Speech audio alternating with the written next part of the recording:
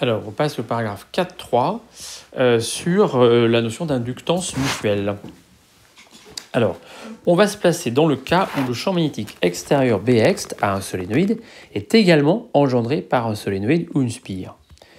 De la sorte, on va avoir accès, on va dire, à l'expression entre guillemets de ce champ magnétique en fonction du courant dans le solénoïde qui va l'engendrer. Et on va pouvoir à ce moment-là détailler un petit peu les choses qu'on a vues là-haut. Voilà.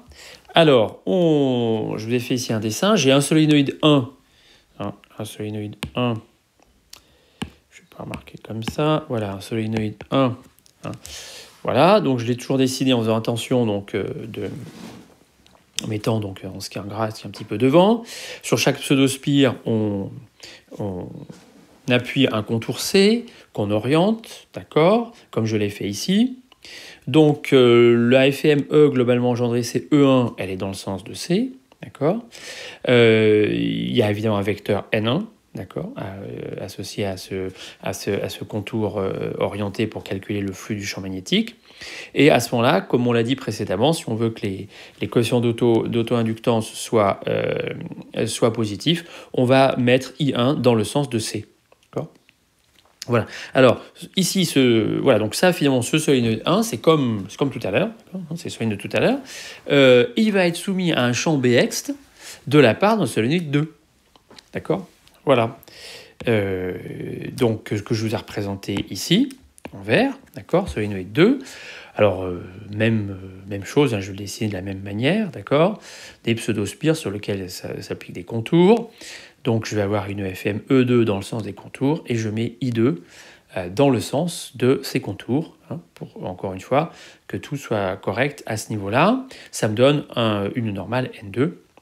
Voilà. Alors, si je reviens donc sur le solénoïde 1, il va avoir son champ magnétique intérieur, ça on est bien d'accord.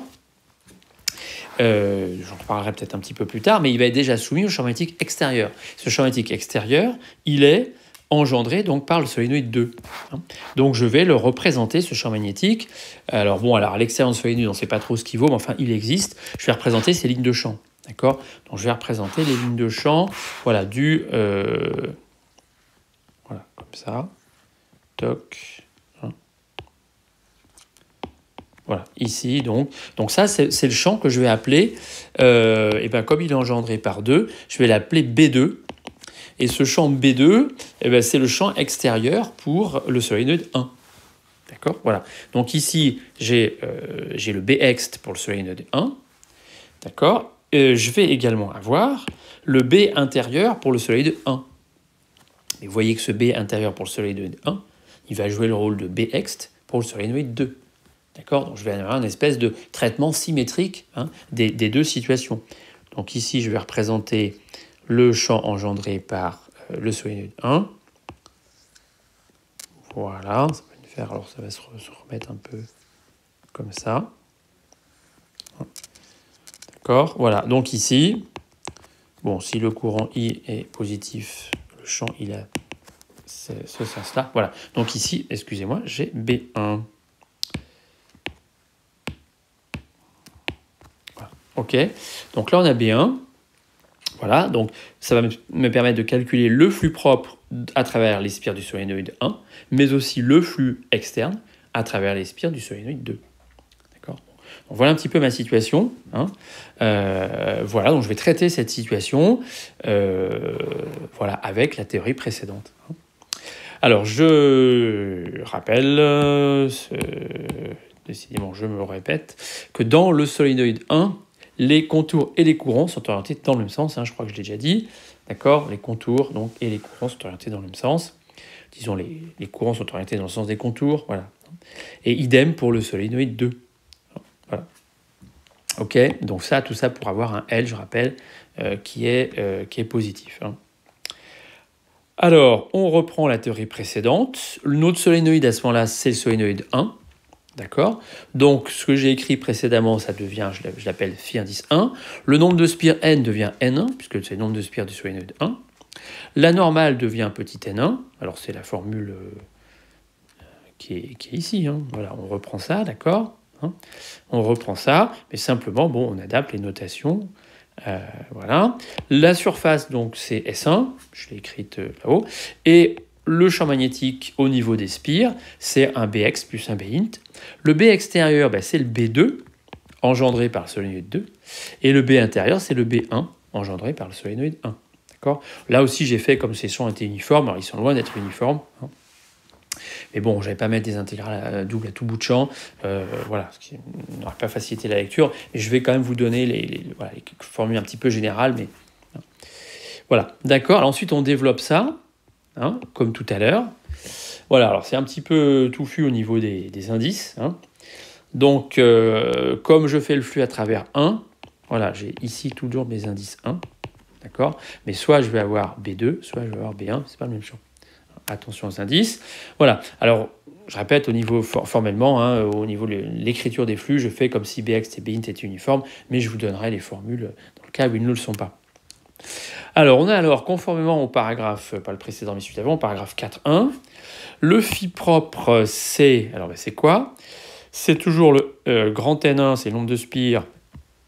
Ici, tout ça, c'est relatif donc au solénoïde 1. Et ici, le B1, c'est bien le flux... C'est bien le champ magnétique engendré par le solénoïde 1. Et je suis en train de calculer le flux à travers les spires du solénoïde 1. Donc c'est bien le flux propre, d'accord ? C'est bien le champ magnétique engendré par le courant I1. Hein, voilà. Ok, donc je vais le noter comme ça. Hein. Le flux voilà, du solénoïde 1, du champ magnétique du solénoïde 1 à travers les spires du solénoïde 1. Voilà, donc d'une manière générale, ce flux se calcule de la manière suivante, hein. C'est l'intégrale donc sur les spires de 1, de B1, d'accord ? Oula, qu'est-ce qui se passe ? Voilà. Où est-ce qu'on est ? Ah oui, puis tout a disparu, c'est sympathique. Ça, je ne sais pas ce qui se passe, ça m'est arrivé aussi tout à l'heure. Bon, donc ici, les lignes de champ ont disparu, mais c'est pas trop grave, hein. Voilà. Alors, on se retrouve ici. Alors, notre flux propre, hein, qu'on avait là, d'accord ? Je l'ai noté comme ça. Donc ici, d'une manière générale, c'est plutôt l'intégrale de B1, hein, sur la spire, ok ? Voilà. Et en supposant que ce B1 est le même sur chaque spire, à ce moment-là, on fait une seule intégrale et on multiplie par N1. Mais si le B1 était différent sur chaque spire, il faudrait sommer cette intégrale sur chaque spire. Bon, on ne sera pas confronté à ce cas-là. Donc, nos flux propres ici sont toujours de la forme N1, facteur d'une intégrale qui sera la même sur toutes les spires. Voilà, ici, bon, j'ai mis un DS, hein, parce que c'est muet. Hein. Voilà, alors ça, on sait que le flux propre, hein, je répète que le B1 est proportionnel à I1, donc le I1 sort de l'intégrale, en fait, voilà, et ce calcul d'intégrale, évidemment, conduit à ce coefficient ici, L1, hein, voilà, et puis donc il y a I1 qui sort quand L1, donc L1, c'est le coefficient d'auto-induction du solénoïde 1, d'accord ? Il est positif, hein, ce coefficient, parce qu'on a orienté I1 dans le sens de C. Le flux extérieur maintenant, donc c'est toujours, hein, les calculs de flux, c'est lié à le solénoïde 1, donc j'ai N indice 1, ici toujours indice 1, mais le champ magnétique extérieur, c'est B2, d'accord ? Voilà. Donc je l'ai noté comme ça, hein, c'est le flux de B2 à travers les spires de 1. Voilà. D'accord ? Donc on retrouve la même intégrale que ci-dessus, sauf que maintenant c'est B2 au lieu de B1. D'accord ? Alors évidemment, là, vous pourriez m'objecter que le champ B2, il est certainement pas uniforme sur chaque spire. D'accord, hein ? Les spires qui sont proches du solénoïde 2 ont sans doute un champ magnétique plus élevé que les spires qui en sont plus éloignés. D'accord ? Alors encore une fois, hein, c'est cas compliqués. Bon, on ne les trouve pas. Hein, voilà. Donc on va considérer qu'il n'y a qu'une seule intégrale. Hein, voilà, et que, bon an, mal an, si les spires, si le solénoïde est assez ramassé sur lui-même, on ne fera pas trop d'erreurs en faisant qu'une seule intégrale, qu'on multipliera par N1. Voilà, alors, le champ B2, comme il est engendré par le solénoïde 2, il est proportionnel, ici, au courant I2. Hein, d'accord, on a vu que les champs magnétiques, je répète, étaient proportionnels au courant. Donc, ce courant I2, je peux le sortir de l'intégrale. Et je vais calculer l'intégrale, ça va dépendre de la géométrie, etc., du coefficient N1. Et ça va me rester, il va rester plus qu'un coefficient grand M fois I2. Voilà. OK. Voilà. D'accord, parce que je vous l'ai dit, B2 est proportionnel à I2. Donc ce flux de B2 à travers le solénoïde 1, hein, ça s'écrit M fois I2. M est une constante, d'accord. Alors, elle peut être positive ou négative, ce coup-ci, hein, même si on oriente comme il faut, voilà, d'accord. C'est l'orientation relative, quelque part, qui va faire le signe de M. Hein. Voilà, l'orientation relative d'un solénoïde par rapport à l'autre. En l'occurrence, ici, avec le choix que j'ai là, j'aurai un M positif. Hein, voilà. Alors, c'est le coefficient d'induction mutuelle, ce qu'on appelle, hein, des solénoïdes 1 et 2. Alors, ainsi dit, on perd un petit peu le fait que là, c'est le flux de B2 à travers les spires de 1, et pas l'inverse. D'accord ? Alors, tel que je l'écris, voilà, coefficient d'induction mutuelle des solénoïdes 1 et 2, je rends les choses symétriques, quelque part, alors que dans le calcul, elles sont dissymétriques. D'accord ? Alors, on va voir qu'en fait, c'est symétrique. On va voir en fait la situation est symétrique. Alors pour l'instant, bon, j'ai appelé ça comme ça, c'est pas tout à fait conforme à ce qu'on a calculé, hein, mais on va voir pourquoi ça l'est. Alors le phi1, finalement, le phi1 c'est le phi propre plus le phi extérieur. Donc le phi propre, on l'a noté comme ça, hein, flux de B1 à travers le solénoïde 1. Le flux extérieur, c'est le flux de B2 à travers le solénoïde 1. Donc le flux propre, c'est du L1I1.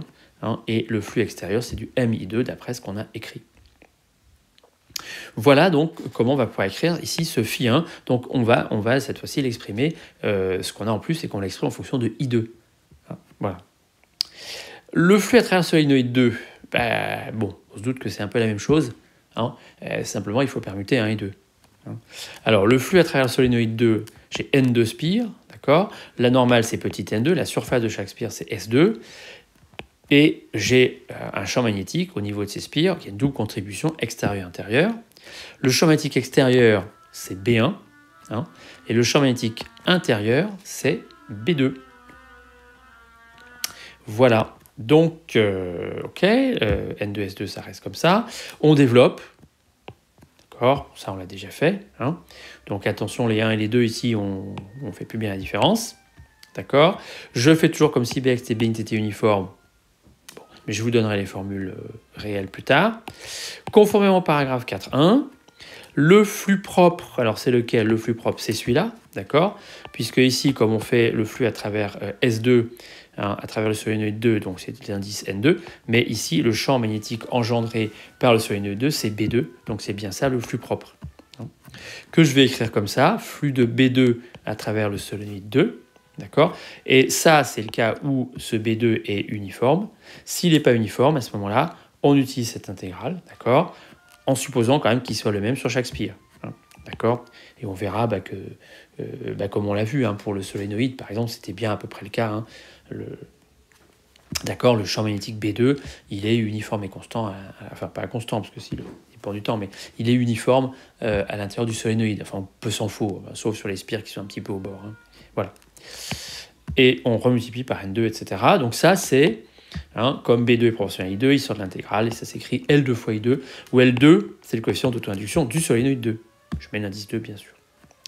Le flux extérieur, il va être dû à B1, d'accord, puisque B1 est engendré par le solénoïde autre que S2, autre que 2, bon, c'est B1, donc c'est le flux de B1 à travers S2, d'accord, donc c'est l'intégrale de B1 à travers les spires 2. Hein. Voilà, d'accord, et en supposant que cette intégrale est la même à travers chaque spire, qui, comme on l'a dit, est peut-être un petit peu quand même osé, hein, mais bon, on ne va pas chercher à faire des calculs plus compliqués que ça. Voilà, et on multiplie par N2 puisqu'il y a N2 spires.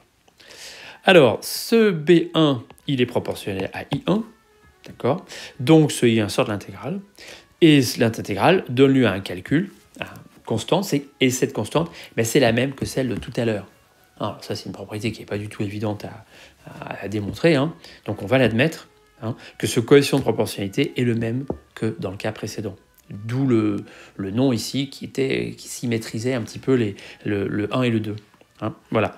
Donc M, c'est une constante, hein, c'est le coefficient d'induction mutuelle des solénoïdes 1 et 2. Hein.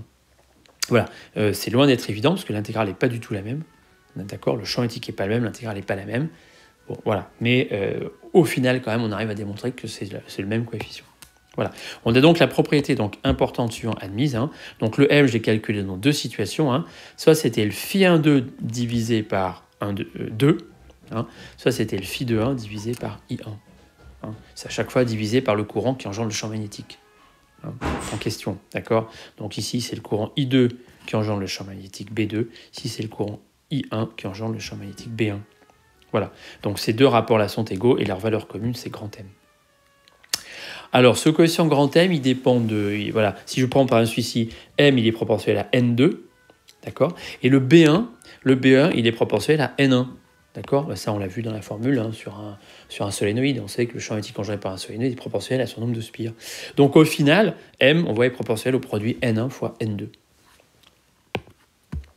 Voilà, donc comme tout à l'heure, Φ2, c'est une somme d'un flux propre plus d'un flux extérieur.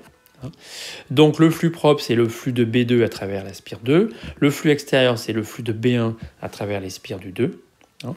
Voilà, et si on reprend ce qu'on avait écrit, le flux propre, c'est du L2I2. Et le flux extérieur, c'est du M fois I1. Voilà, donc là, j'ai les flux, Φ1, Φ2. Donc je vais pouvoir calculer, avec la loi de Faraday, les F et M. Les F et M induites. Alors, je répète que l'orientation de ces FM induites, c'est dans le sens de C, on est bien d'accord, pour bien savoir ce dont on parle. Ok. Donc, E1, par la loi de Faraday, c'est moins D sur dt de Φ1. Ok. Alors, si je prends la formule qui est juste au-dessus ici, voilà, Φ1, c'est là. Bon, c'est pas compliqué à démontrer. C'est pas compliqué à dériver, je veux dire, voilà. Bon, ça fait donc, si je remplace Φ1 par son expression, ça fait moins L1 dérivé de I1, moins M dérivé de I2. D'accord. La FM induite dans le solénoïde 2, donc E2 toujours orienté dans le sens de C. Alors les deux solénoïdes, on aurait pu les orienter de manière différente, je répète, d'accord. Voilà, ce qui aurait changé le signe de M en fait. Donc E2, c'est moins D de Φ2 sur dt, l'expression de Φ2, elle est ici, donc vous dérivez ça et vous mettez un signe moins. Voilà, ça fait moins L2 dérivé de I2, moins M dérivé de I1. Voilà. Voilà, donc ensuite, on mettra ça dans des circuits. Alors, je répète les conventions d'orientation, voilà, ici qui sont importantes pour que tout ce qu'on écrit soit bien juste, et pour que, à la limite, M, il n'aurait pas trop besoin de convention, mais bon, il vaut mieux s'en donner une, et ensuite s'y tenir. Voilà. D'accord, donc la flèche de la source de FM E1 est orientée dans le sens de C, ça c'est la loi de Faraday. La flèche donc, de la source de la FM aussi, E2 est orientée dans le sens de C. D'accord.